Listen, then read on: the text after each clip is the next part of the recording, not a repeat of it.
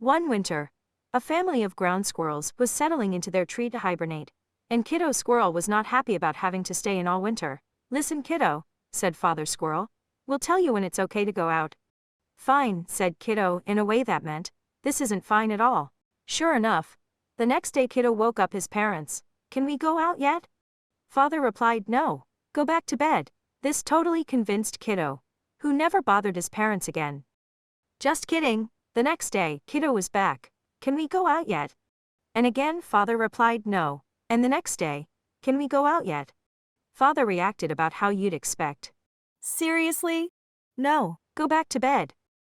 This went on every night for a week, until Mother and Father got that faraway look parents get when their kids managed to find their last nerve.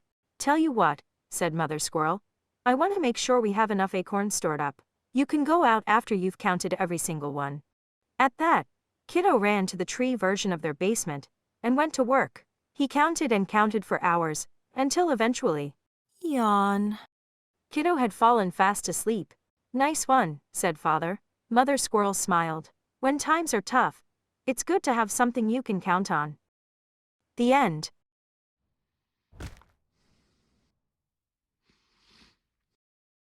I'm here. Once there were two mice who became friends at Mouse College. One was from the city, the other from the country. When they graduated, they promised they would stay friends and visit each other. Soon Country Mouse visited the city, but right away he got chased by a cat and nearly run over by a taxi. He couldn't even eat lunch as the pigeons grabbed all the lovely rotten food on the ground. He decided to turn back.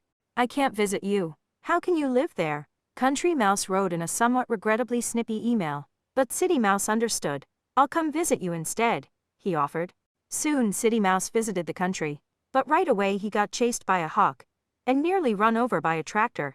He couldn't even eat lunch as the crows grabbed all the seeds on the ground. He decided to turn back. "I can't visit you either. How can you live there?" City Mouse wrote, clearly a bit resentful of the earlier email, but eventually they had an idea. They met in the middle and took turns showing each other around. Soon, Country Mouse knew which way to look when crossing the street, and where to get the best pizza crusts. City Mouse learned when the tractors would be out, and how to stash nuts and seeds for later. And once they got to know how each other lived, they became even better friends than they were before. The end.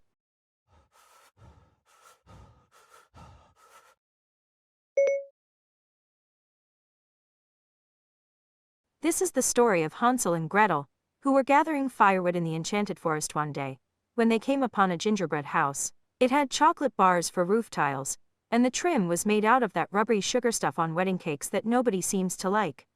Suddenly, an old lady burst from the door.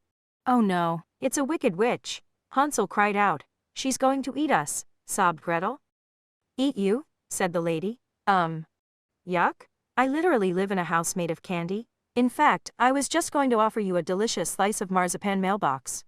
"Really?" asked Hansel. "Yeah, until the whole 'she's going to eat us' thing. Not cool. Not cool at all." The lady then slammed her peanut brittle door and went back to watching her British baking contest shows. "I still say we should be careful with strangers," said Hansel. Gretel agreed. "But gathering firewood in a forest full of witches and talking wolves is clearly messing with our heads." That night, they held a family meeting, and their parents agreed to just go to the lumberyard like everybody else. The end.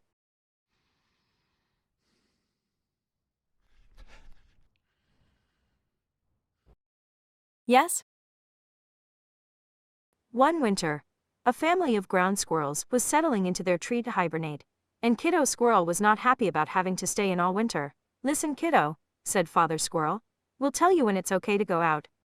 "Fine," said Kiddo in a way that meant, "This isn't fine at all." Sure enough, the next day Kiddo woke up his parents. "Can we go out yet?" Father replied, "No, go back to bed." This totally convinced Kiddo, who never bothered his parents again. "Just kidding." The next day, Kiddo was back. "Can we go out yet?" And again Father replied, "No."